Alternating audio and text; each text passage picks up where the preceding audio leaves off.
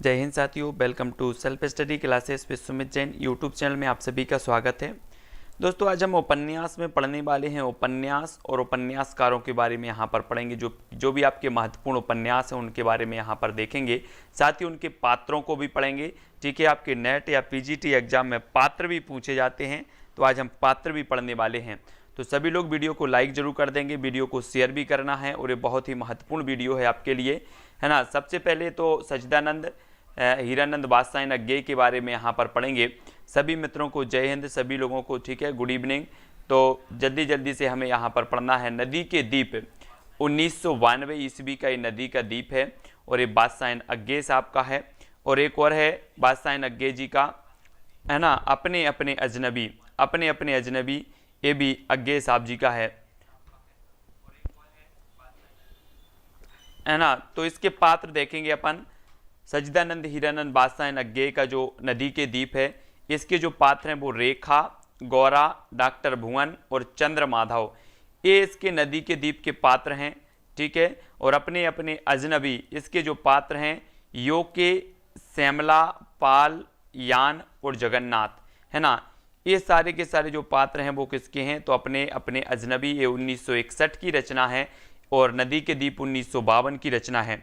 ठीक है, और इनमें हमें देख लेना है कि जो सच्चिदानंद हीरानंद बादशाह नग्गे जी हैं, इनके बारे में।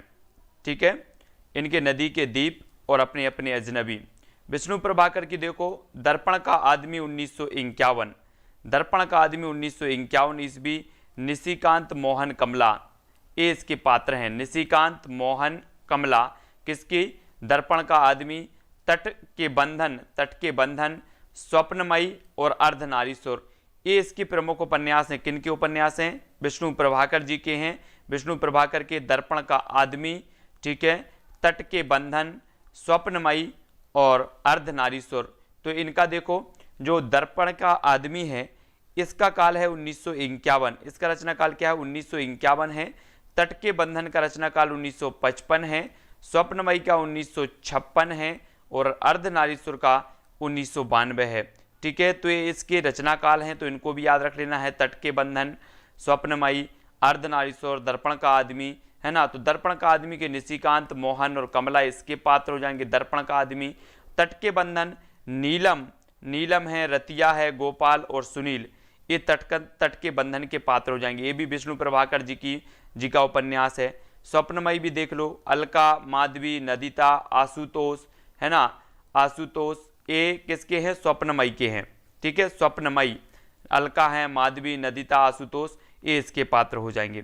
अर्धनारीश्वर के देख लो, अजित हैं, अजित, सुमिता, विभा, वर्तिका, साहिदा, श्यामला और राजकली, ये किसके पात्र हो जाएंगे, अर्धनारीश्वर के।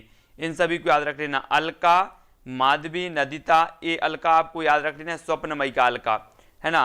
और अर्धनारीश्वर के तो सभी लोगों को याद हो गए हैं कि नहीं भाई, अजित, सुमिता, है ना। अजित इसका नायक है और सुमिता इसकी नायिका हैं, और विभा, वर्तिका, साहिदा, श्यामला और राजकली, ये जो प्रमुख पात्र हो जाएंगे वो विष्णु प्रभाकर की जो आपकी अर्धनारीश्वर है 1992 की रचना में हो जाएंगे। तब आपको याद क्या रखना है, इनका सन रखना है कि दर्पण का आदमी ये विष्णु प्रभाकर जी के हैं। ठीक है, तट के बंधन ये भी विष्णु प्रभाकर हैं, स्वप्नमयी ये भी विष्णु प्रभाकर हैं, और अर्धनारीश्वर ये भी विष्णु प्रभाकर जी के हैं। तो इनको याद रख लेना है, इनके सारे जो उपन्यास हैं। अब नेक्स्ट देखो, अमृतलाल लांगर के उपन्यास जो है महाकाल 1947 का है। ठीक है, इसका नया नाम भूख है, नया नाम इसका क्या है, भूख, महाकाल का। ठीक है, बूंद और समुद्र 1956, शतरंज के मोहरे 1959, और सुहाग के नुपुर 1960, अमृत और बेस 1966, है ना। सात घूंघट वाला मुखड़ा 1968, एकदा नैमी सरंडे 1972, और मानस का हंस 1972, नाचो बहुत गोपाल 1978, खंजन नयन 1981, अमृतलाल लांगर के बिखरे तिनके 1982, और अमृतलाल लांगर के अग्निगर्भा 1983, ये इनका रचना काल है। ये रचना काल हमें देखना है। सबसे पहले अमृतलाल लांगर के बहुत सारे उपन्यास हैं, इनको अच्छे से याद करना है ना। ये पूछे भी जाते हैं। तो महाकाल इनका 1947 में सबसे पहले इनका भूख या फिर महाकाल जैसे कि इसका नया नाम भूख है। और जब है ना, तो 1947 याद रख लेना। भूख जो उपन्यास है अमृतलाल नागर का है और एक इसका है 1947 ईस्वी के। इसके पात्र हैं पांचू हैं, गोपाल और मंगला, ये इसके पात्र हैं। और 1947 में तो सभी को पता है कि जब देश का बंटवारा हुआ तो लोग भूख से मर रहे थे। क्या कर रहे थे? भूख से मर रहे थे। तो ये भूख 1947 का होगा और ये अमृतलाल नागर जी का हो जाएगा। एक रोटी भी उस समय अमृत के समान कार्य करती थी, तो ये अमृतलाल नागर जी का। पांचू, गोपाल, मंगला ये इसके पात्र हैं। अमृतलाल नागर बूंद और समुद्र है ना, तो अमृत की है ना, एक पूरे समुद्र में से अगर अमृत की आपको एक बूंद मिल जाए, एक बूंद मिल जाए तो अपन क्या हो जाएंगे? धन्य हो जाएंगे। तो ये भी अमृतलाल नागर की। अमृत से अपन पूरा का पूरा रिलेट करेंगे है ना, सभी लोगों को अमृत पीना है और ये 1956 की है। तो अमृतलाल नागर बूंद और समुद्र 1956। स्त्री पात्र हैं ताई और मनकन्या है ना। पुरुष पात्र हैं रामजी बाबा, महिपाल, सज्जन, नगीन चंद्र जैन उर्फ कर्नल है ना। ये जो हैं सारे के सारे ये बूंद और समुद्र के हैं, स्त्री पात्र हैं और पुरुष पात्र हैं। तो हमें इस बूंद और समुद्र भी याद हो गई है ना, महाकाल भी हो गई। सबसे पहले महाकाल, फिर बूंद और समुद्र है ना, ये बूंद और समुद्र हो गई। फिर शतरंज के मोहरे, शतरंज के मोहरे ये भी अमृतलाल नागर की है। शतरंज के मोहरे ये भी सभी लोगों को याद रख लेना है। और जो शतरंज का खेल है ये क्या रहेगा? अमर रहेगा, अमर। शतरंज का खेल अमर रहेगा तो शतरंज के मोहरे भी अमर रहेंगे। अमृत, तो अमर से अमृतलाल नागर हो जाएंगे। अमृतलाल नागर 1959, ये इनकी 1959 हो जाएगी, ठीक है। और नवाब गाजीउद्दीन हैदर, नसरुद्दीन हैदर ये इसके पात्र हैं। गाजीउद्दीन हैदर और नसरुद्दीन हैदर, शतरंज के मोहरे 1959, ठीक है। सुहाग के नुपुर, सुहाग के नुपुर 1960, ये भी याद रख लेना। और सुहाग की बात आई है तो एक पत्नी को अपना जो पति होता है, जो सुहाग होता है, वो अमृत के समान होता है, बिल्कुल है ना। तो ये भी सुहाग के नुपुर आए तो अमृतलाल नागर इस प्रकार से भी याद रखेंगे। 1960 है ना, 1960 की रचना है। स्त्री पात्र है कन्नगी, माधवी है ना। और पुरुष पात्र हैं कोवलन, पांडे महाराज, ये इसके पुरुष पात्र हैं। तो सुहाग के नुपुर, फिर से हमें अमृत पर जाना है तो अमृतलाल नागर 1960, ठीक है। अमृतलाल नागर, अमृत और बेस, तो अमृत आ गया तो अमृत तो है ही, तो अमृत और बेस ये भी अमृतलाल नागर का है। अरविंद शंकर और माया इसके प्रमुख पात्र हैं, ठीक है। अमृतलाल नागर का 7 घूंघट वाला मुखड़ा, 7 घूंघट वाला मुखड़ा ये भी क्या है? अमृतलाल नागर जी का है। और बेगम, समरू, मुन्नी, बशीर खां है ना, और जनरल रेनहार्ड उर्फ नवाब समरू, ये सभी हो जाएंगे। तो सभी लोगों को याद रख लेना। ये 7 घूंघट वाला मुखड़ा अगर आपको किसी को देखना है तो अमृत पिलाना पड़ेगा। किस किस को देखना है? 7 घूंघट वाला मुखड़ा है ना, सभी लोग बताएंगे। 7 घूंघट वाला जिसको मुखड़ा देखना है उसको अमृत पिलाना पड़ेगा। क्या पिलाना पड़ेगा? अमृत, तभी मिल पाएगा। देखने 1968 का है। तो 7 वाला घूंघट वाला मुखड़ा ये अमृतलाल नागर जी हो जाएंगे। एकदा नैमी सरंडे 1972, ये भी अमृतलाल नागर जी के होंगे। नैमी सरंडे, एकदा नैमी सरंडे है ना। और ये भार्गव, सोमाहुति और नारद ये इसके पात्र हैं। तो ये भी आपको याद रख लेना है। और अमृतलाल नागर की देखो मानस का हंस, मानस का हंस भी याद रख लेना है। मानस का हंस ये गोस्वामी तुलसीदास, सभी को पता है कि जो अपन बोलते ना कि एक व्यक्ति का जो जीव होता है या जिसे हंसा भी बोल दिया जाता है, तो मानस का हंस है ना, तो हंसा बोल दिया जाता है, हंस है ना, जीव के लिए हंसा बोल दिया जाता है कि हंसा अब तो निकल गया। तो हंस जो होता है, जो जीव होता है, जो आत्मा होती है, वो कैसी होती है? अमर होती है, क्योंकि उसने अमृत पी लिया है। तो मानस का हंस ये भी अमृतलाल नागर का 1972 का होगा। गोस्वामी तुलसीदास इसके पात्र हैं, ठीक है, मानस के हंस के है ना। और अमृतलाल नागर इनके जीवन पर ही आधारित है। और अमृतलाल नागर जो है नाचो बहुत गोपाल, निर्गुणिया नायिका है और मोहिना नायक है। अब एक बात बताना सभी लोग, अगर किसी को अमृत मिल जाए तो नाचोगे कि नहीं नाचोगे? बिल्कुल नाचोगे, रुकोगे नहीं, हमें पता है। नाचो बहुत गोपाल, इसे क्या मिल गया? अमृत मिल गया, इसलिए नाचो बहुत गोपाल ये अमृतलाल नागर। निर्गुणिया नायिका है और मोहिना नायक है। अमृतलाल नागर का खंजन नयन है, सूरदास जी के जीवन पर आधारित है। खंजन नयन और कंतो, तो सभी को याद रख लेना है। खंजन नयन ये अमृतलाल नागर जी का। एक उपन्यास है, ठीक है।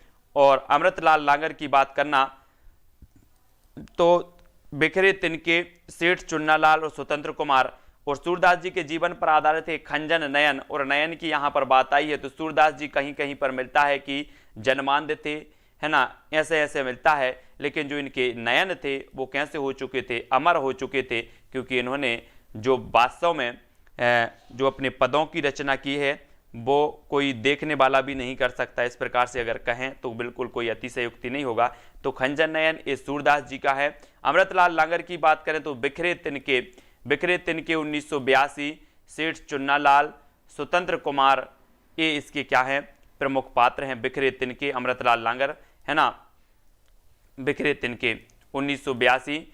और अमृतलाल लांगर का अग्निगर्भा है, अग्निगर्भा, और अग्नि, है ना, अग्निगर्भा है, ये याद रख लेना। अग्नि के गर्भ में अमृत पलती है, अमृत, अमृत कहाँ पलती है, अग्नि के गर्भ में, इसलिए तो किसी को नहीं मिल पाती।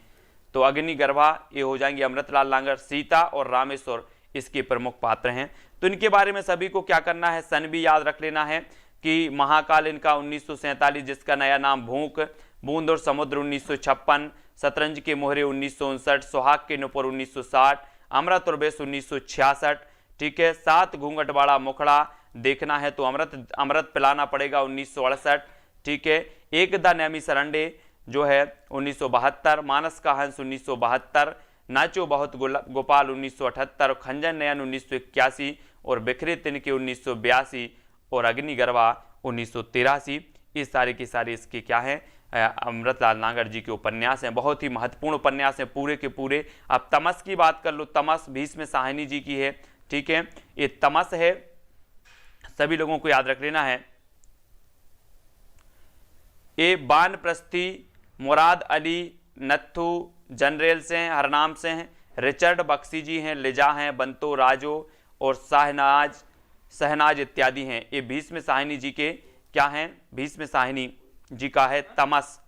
तो सभी को याद रख लेना, तमस है, तमस भीष्म साहनी जी का उपन्यास 1973 का। मैया दास की माड़ी 1988, ये भी भीष्म साहनी जी का है, ठीक है। और भीष्म साहनी का नीलू नीलिमा नीलोफर, ये भी याद रख लेना है, ये भी भीष्म साहनी का 2000 का है। तो सबसे पहले इनका तमस 1973, 1988 में मैया दास की माड़ी और 2000 में नीलू नीलिमा नीलोफर, ये इसकी हैं। तो मैया दास की माड़ी में देखो मैया दास हैं, धनपत हैं, हुकूमत राय हैं, इसके पात्र हैं। और नीलू, है ना, नीलू, नीलोफर, सुधीर, नीलिमा और अल्ताफ, ये इसके प्रमुख पात्र हैं, ठीक है। नीलू नीलिमा नीलोफर, तो इनको याद रख लेना। भीष्म साहनी। अमरकांत की बात करो तो इन्हीं हथियारों से कई बार हम बात करते हैं। 2003 का है ये, 2003 का बलिया जनपद कथानक का, इसका जो कथानक है वो बलिया जनपद है। इन्हीं हथियारों से हमें क्या होना है, अमर होना है, अमर, इन्हीं हाथों से, इन्हीं हथियारों से अमर होना है ना। तो याद रख लेना है 3 बार अमृत पीनी पड़ेगी तो इन्हीं हाथों से क्या हो जाओगे, अमर हो जाओगे। कितनी बार, 3 बार, एक बार में काम नहीं चलने वाला।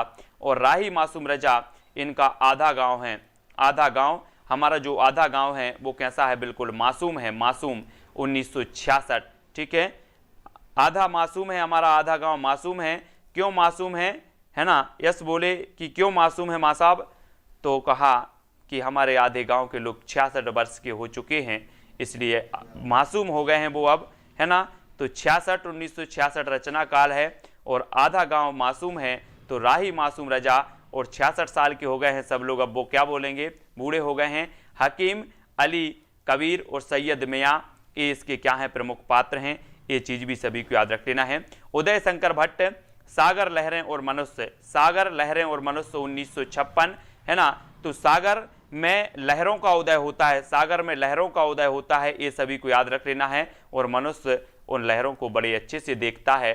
तो सागर में लहरों का उदय हो रहा है और मनुष्य अच्छे से देख रहा है। तो सागर लहरें और मनुष्य 1956 उदय शंकर भट्ट, ठीक है, ये भी याद रखना है। और रत्ना इसकी नायिका हैं, यशवंत, डॉक्टर पांडुरंग और माणिक बंसी विट्ठल और जागला इसके प्रमुख पात्र माने जाएंगे। सागर लहरें और मनुष्य की। श्रीलाल शुक्ल का राग दरबारी कई बार पूछा गया, 1968 का। विश्रामपुर का संत, ये भी 1998 का पूछा गया।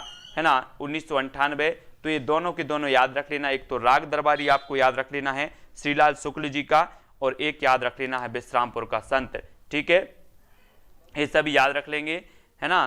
तो यहाँ पर देखो वैद्य जी प्रिंसिपल, ये राग दरबारी के जो पात्र हैं वो वैद्य जी हैं, प्रिंसिपल साहब हैं, मोतीराम है, रुप्पन है, बद्री, छोटे, लंगड़ और इत्यादि, ये सभी पात्र हैं इसके राग दरबारी के, है ना। विश्रामपुर के संत के महामहिम राज्यपाल कुंवर, है ना, जयंती प्रसाद, ये सभी मतलब ये इसके पात्र हो जाएंगे किसके, विश्रामपुर का संत। तो 1998 का ये उपन्यास है श्रीलाल शुक्ल जी का, राग दरबारी 1968 का है। ठीक है, अगला देख लेते हैं गुनाहों का देवता। गुनाहों का देवता ये धर्मवीर भारती जी का है। सूरज का सातवां घोड़ा ये किसका है, ये भी धर्मवीर भारती जी का है। तो ये सारे के सारे याद रख लेना है। ठीक है, कौन कौन से, सूरज का सातवां घोड़ा और गुनाहों का देवता, है ना। सूरज का गुनाहों का देवता देख लो, गुनाहों का देवता, गुनाहों का देवता चंद्र, सुधा, बिनती, पम्मी और गेसु इसके पात्र हैं। और सूरज का सातवां घोड़ा माणिक मुल्ला हैं, जमुना हैं, लिली और सत्ती, ये इसके पात्र हो जाएंगे किसके, सूरज का सातवां घोड़ा। ठीक है, और गुनाहों का देवता, सूरज का सातवां घोड़ा भी क्या करेगा, धर्म करने जाएगा, और गुनाहों का जो देवता बन जाए वो भी धर्म की शरण में आएगा, है ना, क्योंकि उसने बहुत सारे जो है गुनाहों कर लिए हैं, तो ये गुनाह का देवता भी हो जाएगा। विवेक की राय का समर शेष है, समर शेष है, ये किसका है, विवेक की राय साहब का है, विवेक की राय समर शेष है ना। और संतोषी पंडित इसके पात्र हैं, सुराज हैं, रामराज हैं, जयंती जानकीनाथ हैं, ये इसके पात्र माने जाएंगे। समर शेष हैं 1988। गोविंद मिश्र की 5 आंगनों वाला घर, 5 आंगनों वाला घर 1995, गोविंद मिश्र। जोगेश्वरी देवी, राधे लाल और शांति, ये इसके पात्र हो जाएंगे गोविंद मिश्र के। नागार्जुन की बात करें तो उग्र तारा, कामेश्वर, है ना, भबीखन और उगनी, ये उग्र तारा 1963 का है।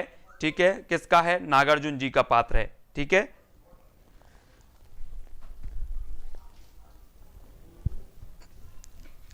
अगला देख लो महेंद्र भल्ला। महेंद्र भल्ला एक पति के नोट्स, महेंद्र भल्ला और एक पत्नी के नोट्स ममता कालिया, है ना। तो याद रख लेना, एक जो पति के नोट्स होते हैं वो किसी को नहीं देना है, नहीं तो क्या पढ़ेंगे, भल्ला ही भल्ला पढ़ेंगे कि मेरे नोट्स किसको दे दिए, तो भल्ला भल्ला किसी को नहीं खाना है, पति के नोट्स किसी को नहीं देना है। 1967 ईस्वी इसके सही हो जाएंगे। ठीक है, केवल, सीता और संध्या, तो सभी लोगों को याद रख लेना, नहीं तो मैंने नोट्स मंगाए कि सभी लोग नोट्स दे देना और आप लोग नोट्स उठा के दे दो, नहीं तो पति के क्या खाने पड़ेंगे, भल्ला खाने पड़ेंगे, इसलिए थोड़ा सा सोच समझ के काम करना है। सुरेंद्र वर्मा, मुझे चांद चाहिए 1993, है ना, मुझे चांद चाहिए, सुरेंद्र वर्मा जी 1993। गिरिराज किशोर की ढाई घर 1991, है ना, मुझे चांद चाहिए, वर्षा, वशिष्ठ, हर्षवर्धन इसके पात्र हैं। और मनोहर श्याम जोशी का क्याप, ये 2001 का है, क्याप, काका और उर्वा दत्तजू उत्तरा, डाक साहब, राम ध्यानु, हरकूर, हरदयाल, ये मनोहर श्याम जोशी साहब के प्रमुख पात्र हो जाएंगे, मतलब क्याप के पात्र हैं। ये 2001 की रचना मानी जाती है। ठीक है, इनको पहले से एक बार रिवाइज कर देंगे। नदी के दीप 1952 ईस्वी, अपने अपने अजनबी 1961, अज्ञे साहब के हैं। ठीक है, दर्पण का आदमी 1951 ईस्वी, ये विष्णु प्रभाकर जी का है। तट के बंधन 1955, ठीक है, और विष्णु प्रभाकर 1956, है ना। बंधन तो सभी को पता है कि बचपन से लेकर 55 तक चलता रहता है, बचपन से लेकर 55 तक चलता रहता है, किसका बंधन, विष्णु का बंधन, है ना। विष्णु से बंधन चलता रहता है, और आजकल तो उम्र आदमी की 55 ही हो गई है, तो इसलिए बचपन से 55 तक अब बोलना चालू कर दो। उम्र कितनी है बोले व्यक्ति की, तो बोल दो सर बचपन से 55 तक इतनी ही उम्र है। तो सभी को याद रख लेना है कि तट के जो बंधन हैं, ये बंधन बचपन से 55 तक चलते हैं। और विष्णु प्रभाकर स्वप्नमयी, है ना, स्वप्नमयी 1956, कभी कभी स्वप्न में भी आ जाते हैं विष्णु जी, तो स्वप्नमयी 1956 है। विष्णु प्रभाकर की एक अर्धनारीश्वर 1992 है, ये चीज भी याद रखनी है। ठीक है, और अमृतलाल लांगर की महाकाल है, जिसे क्या कहा जाता है, भूख, ये नया नाम है इसका, भूख है अमृतलाल लांगर। काय की भूख है, अमृत की भूख है, सभी लोगों को अमृत की भूख है, पानी नहीं पीना है, अमृत पिलाओ हमें तो अमृत, है ना। ठीक है, अमृत भी मिलेगा, है ना, भूख अमृतलाल नागर की, महाकाल इसका पूर्व नाम था, 1947 का है। बूंद और समुद्र, है ना, चाहे वो एक बूंद मिल जाए समुद्र में से, लेकिन भूख काय की है अमृत की, तो बूंद और समुद्र की 1956 का है। शतरंज के मोहरे भी क्या हो जाएंगे, अमर हो जाएंगे अमृत पीकर के, 1959। अमृतलाल नागर की सुहाग के नुपुर है, सुहाग किसी का भी हो वो उसके लिए अमृत के समान होता है, अमृत के समान, तो सुहाग के नुपुर, है ना। अमृतलाल नागर का अमृत और विष तो है ही, और 7 घूंघट वाला अगर मुखड़ा देखना है तो आपको अमृत पिलाना पड़ेगा, अमृत, तो 7 घूंघट वाला मुखड़ा 1968। अमृतलाल नागर का एक द नैमी सरंडे 1972 है। अमृतलाल नागर का मानस का हंस 1972 है, ये चीज भी हमें याद रखनी है। नाचो बहुत गोपाल 1978 अमृतलाल नागर। खंजन नयन 1981 अमृतलाल नागर। बिखरे तिनके 1982 अमृतलाल नागर है। अग्निगर्भा 1983 ये भी नागर साहब जी का है। और तमस की बात करें तो ये भुइस्म साहिनी जी की है। तमस से आपको नहीं लगता कि जैसे हम बोल रहे हो ओमस, है ना, अपन लोग गर्मी में बोलते बहुत ओमस है, ओमस और तमस। अब तमस हो या ओमस हो, सहन तो आपको करना पड़ेगा, साहिनी सहनी करनी पड़ेगा, साहिनी। तो तमस 1973 का है, ठीक है ना, साहिनी जी का। और मैया दास की माड़ी है, ये भी साहिनी जी का है, माड़ी, ठीक है। और भीष्म साहिनी का नीलू, नीलिमा, नीलोफर, ये याद रख लेना है। तमस 1973, 1988 का मैया दास की माड़ी, और 2000 का भीष्म साहिनी का नीलू, नीलिमा, नीलोफर, है ना। अमरकांत है, इन्हीं हथियारों से 2003 ईस्वी, इन्हीं हथियारों से अमर भी होना है सभी को। सागर लहरें और मनुष्य 1956 उदय शंकर भट्ट। राग दरबारी 1968 एक इसका है, श्रीलाल शुक्ल जी का है, कई बार पूछा गया। विश्रामपुर का संत 1998 श्रीलाल शुक्ल। धर्मवीर भारती का गुनाहों का देवता 1949। सूरज का 7वां घोड़ा ये 1952 का है। समर शेष ये विवेकी राय साहब का है, 1988, है ना। और गोविंद मिश्र का 5 आंगनों वाला घर, है ना। नागार्जुन का उग्र तारा नागार्जुन। महेंद्र भल्ला का एक पति के नोट्स, और है ना, पति के नोट्स नहीं दे देना किसी को, सुरेंद्र वर्मा जी, है ना, तो सभी के लिए लागू हो जाता है। एक पत्नी के नोट्स ममता कालिया, है ना। फिर अगर पत्नी के नोट्स दे दिए तो समझो कालिया का रूप धारण करेगी पत्नी, तो पत्नी के नोट्स भी नहीं देना है, नहीं तो कालिया का रूप धारण करेंगी। और पति के नोट्स दिए तो भल्ला भल्ला पड़ेंगे आपको। तो सुरेंद्र वर्मा ये मुझे चांद चाहिए। गिरिराज किशोर ढाईघर, है ना, ढाईघर ये हो जाएगा, ठीक है। मनोहर श्याम जोशी क्याप, ये इतने सारे के सारे जो हैं अपन को याद हो गए, ठीक है, बहुत बढ़िया। हाँ, तो अगला पढ़ते हैं, अगली थोड़ी सी और क्या है, इसमें थोड़ा सा दिख नहीं रहा है लेकिन सुनते जाओ, याद हो जाएगा। विवेकी राय ये सोना माटी राम रूप नायक ये इसके पात्र हैं, सोना माटी के। 1983 का ये रचना काल है।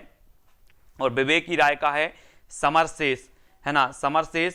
तो अपन ने यहां भी समरशेष पढ़ा था, विवेकी राय, है ना, जे पढ़ लिया 1988 का। तो विवेकी राय का समरशेष हो गया और सोना माटी हो गया। संतोष पंडित और कालिंदी इसके पात्र हैं। राजेंद्र यादव की उखड़े हुए लोग, राजेंद्र यादव। शरद, जया, पद्मा, उमा दीदी, माया देवी, देशबंधु, सूरज, चंदा और कपिल, ये पात्र हो जाएंगे उखड़े हुए लोग। 1956 राजेंद्र यादव, उखड़े हुए लोग राजेंद्र यादव, ठीक है। और मोहन राकेश की अंधेरे बंद कमरे 1961 की है ये, अंधेरे बंद कमरे मोहन राकेश जी का, ठीक है। नीलिमा है इसकी पात्र है। हरबंश है, सुषमा है, मनोज सक्सेना और शोभा इसके पात्र हैं। तो मोहन राकेश का एक अंतराल है, अंतराल, है ना। ये मोहन और राकेश में जो बीच में जो अंतराल आ रहा ना, अंतराल, ये अंतराल आ रहा। मोहन लिखो और फिर क्या लिखो, राकेश लिखो, तो बीच में अंतराल आ जाता है कुछ, तो ये अंतराल भी मोहन राकेश का है, तो ऐसे याद भी करेंगे। डूबते मस्तूल 1954 की रचना है। नरेश मेहता डूबते मस्तूल, ठीक है। रंजन अकलंक स्वामीनाथन, तो ये भी याद रख लेना, स्वामीनाथन है इसके। स्वामीनाथन साहब सभी को पता है ना कि ये हरित क्रांति के जनक माने जाते हैं भारत में। आपसे कभी अगर पूछा जाता है कि भारत में हरित क्रांति के जो जनक हैं वो कौन है, तो स्वामीनाथन साहब हैं। और स्वामीनाथन यहाँ पर जो है पात्र हैं, स्वामीनाथन ये किसके, डूबते मस्तूल के। और नरेश मेहता की वह पथबंधु था, नरेश कैसे बन गया, वह तो पथबंधु था, रास्तों में घूमता था, ये नरेश कैसे बन गया, 1962। श्रीधर और सरो, ठीक है। और नरेश मेहता की प्रथम फाल्गुन है, गोपा महम, प्रथम फाल्गुन नरेश मेहता साहब की 1968 का ये उपन्यास है ना। और नरेश मेहता का उत्तर कथा 1979-82। दुर्गा, वसुंधरा, गायत्री, शिव शंकर ये इसके पात्र हो जाएंगे। शिव शंकर उत्तर कथा नरेश मेहता साहब की। डाक बंगला कमलेश्वर, डाक बंगला कमलेश्वर, एरा और बेमल, डाक बंगला याद रख लेना, कमलेश्वर इसके पात्र होंगे। अजय की diary doctor Devraj, doctor Devraj हैं अजय की डायरी। अजय, शीला और हेमा ये याद रख लेना। अजय की डायरी कई बार पूछा गया है, डॉक्टर देवराज। अजय की डायरी देव, अजय की डायरी देव। अगर मैं आप सभी से बोलूं कि अजय की डायरी देव, देव, अजय की डायरी देव तो देवराज, ठीक है, देवराज। अजय, शीला, हेम। और अलग अलग बैतरणी ये शिव प्रसाद सिंह की है। अलग अलग बैतरणी जगन, मिसिर, शशिकांत, डॉक्टर देवनाथ, खलील मियाँ, विपिन जमींदार का बेटा, स्वरूप भगत, पटनहिया, भाभी और कन्या ये इसके प्रमुख पात्र हो जाएंगे। तो अलग अलग बैतरणी ये सभी को याद रख लेनी है। ये शिव प्रसाद सिंह जी का उपन्यास है, ठीक है। और देखो नीला चांद 1988 शिव प्रसाद सिंह का है। ये तो मैंने पहले भी याद करवा लिया कि शिव जी के यहाँ पर मस्तिष्क पर, सिर पर आपने देखा होगा चांद है, चांद, तो ये नीला चांद यानी कि शिव प्रसाद, शिव जी के पे है तो शिव प्रसाद है ना। नारी पात्र इसके देखो, नारी पात्र जो हैं वो गोमती हैं, शीलभद्रा हैं, सुनंदा, बसंती और दक्षिणा हैं। पुरुष पात्र हैं कलचुरी, नरेश, कर्णदेव, गहड़वाल, ठीक है, नरेश चंद्रदेव, देव वर्मा, कीर्ति वर्मा और गोविंद सिंह हैं। ये सारे के सारे याद रख लेना है, ठीक है।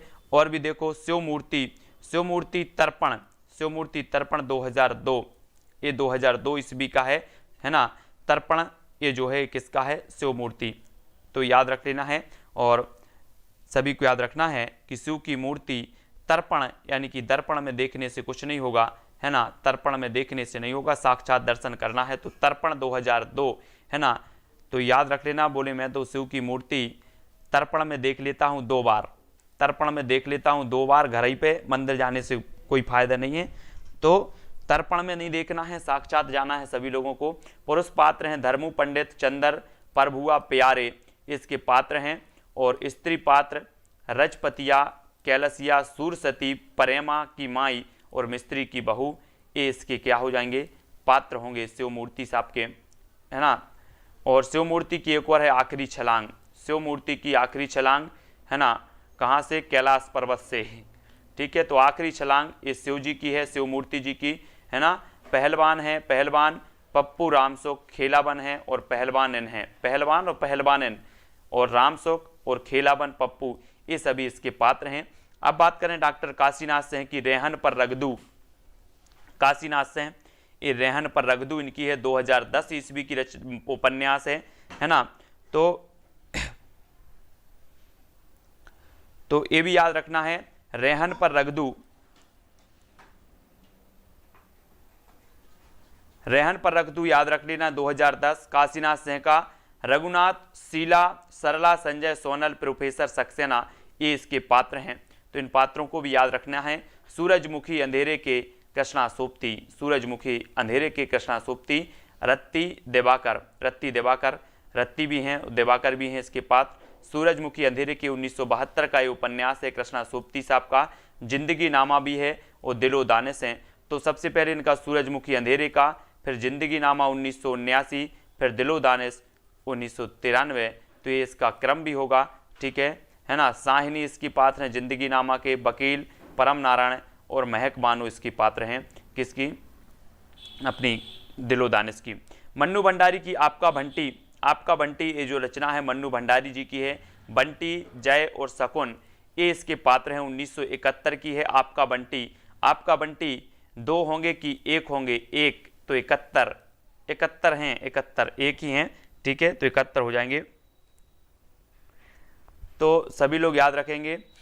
और महाभोज भी है इनकी, आपका बंटी है और महाभोज है, महाभोज मन्नू भंडारी जी की महाभोज और आपका बंटी, है ना, ये भी याद रख लेना है। आपका बंटी कहाँ गया है, महाभोज में गया है, महाभोज में, है ना। और महाभोज क्या होता है, तो महाभोज बोले भंडारा होता है, भंडारा, है ना। अगर मैं बोलूं, है ना, यादव जी से बोलूं कि यादव जी आपका बंटी महाभोज में गया है, तब यादव जी बोलेंगे सर ये महाभोज होता क्या है, तो मैं बोलूँगा ये भंडारा होता है, भंडारा।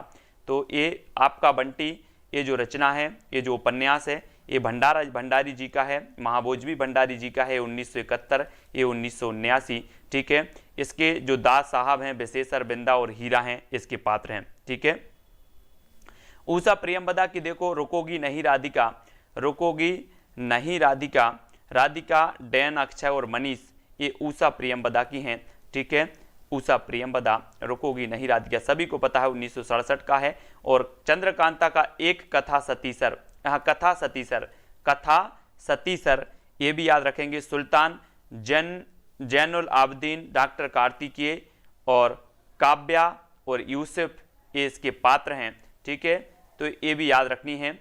कथा सतीसर ये चंद्रकांता है ना। और ममता कालिया की एक पत्नी के नोट्स आ गए, तो 1997 संदीप और कविता, सभी पतियों से कहना चाहता हूं, जो भी पति हैं उनसे कहना चाहता हूं कि ये पत्नी के जो नोट्स हैं वो किसी को नहीं देना, नहीं तो फिर क्या कालिया का रूप धारण करेंगी उनकी पत्नियां।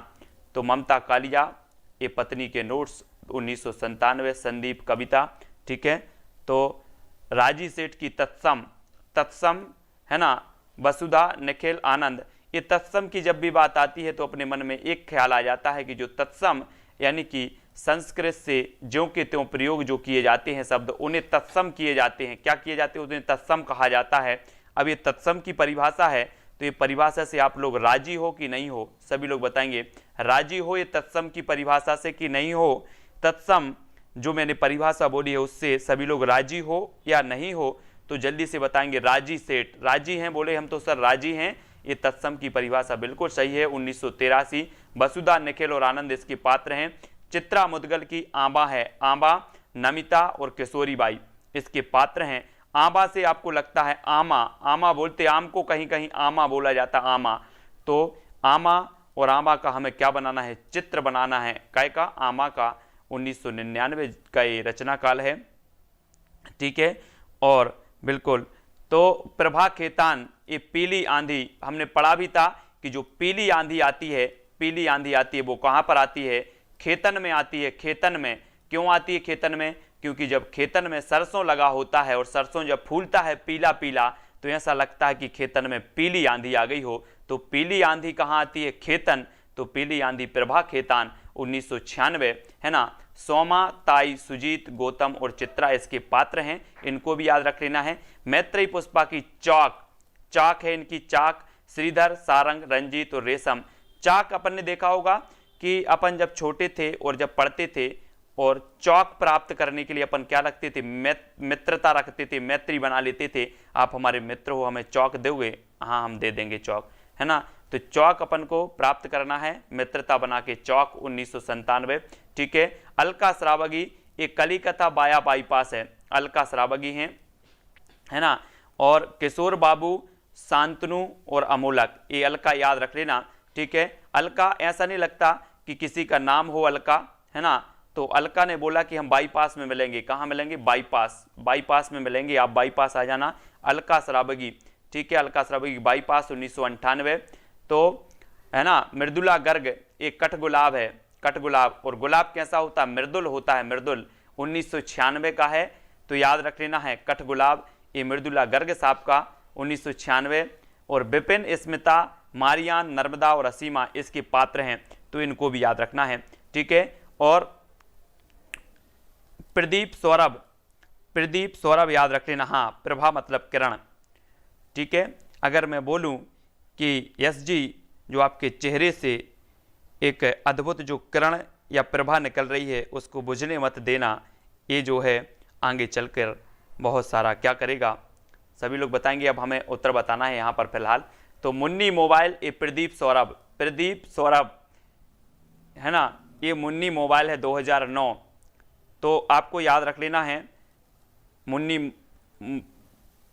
मुन्नी मोबाइल है। मुन्नी, आनंद, भारती हैं, नंदलाल हैं, चौधरी वीरेंद्र, प्रतीक चौधरी और टीटी, इनको सभी को याद रख लेना है। मुन्नी मोबाइल 2009 का है, मुन्नी मोबाइल 2009। तो ये सभी लोग याद रखेंगे, प्रदीप सौरभ, मुन्नी मोबाइल, है ना।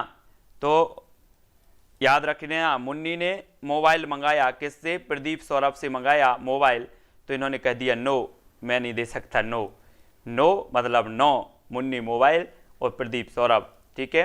जयंती, जयंती ये खाना बदोश ख्वाहिशें 2009 का है। खाना बदोश ख्वाहिशें ये जयंती का उपन्यास है, 2009 का है। और इसके जो प्रमुख पात्र हैं निधि हैं, शिवम है, धीरज, आकाश, चंदा, नेहा और बिंदिया, है ना। हाँ, प्रकाश फैलाएगा, प्रकाश फैलाएगा। रणेंद्र, रणेंद्र देखो, रणेंद्र की जो है वो ग्लोबल गांव के देवता, ग्लोबल गांव के देवता हैं वो रणेंद्र हैं।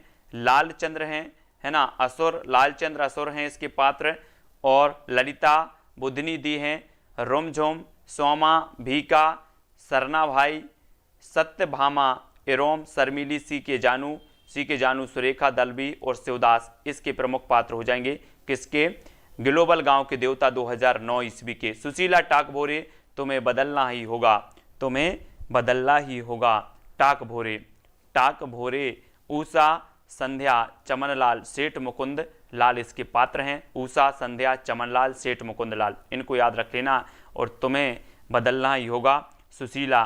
ठीक है, तो याद रख लेना, तुम्हें बदलना ही होगा। और कैसा बनना होगा? सुशील बनना होगा, सुशील।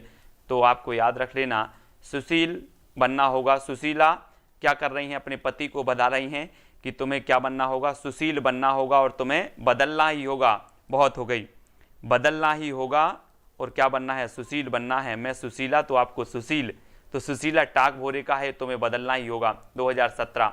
ठीक है, ये चीज अपने हो गए। अब कुछ उपन्यास बचेंगे।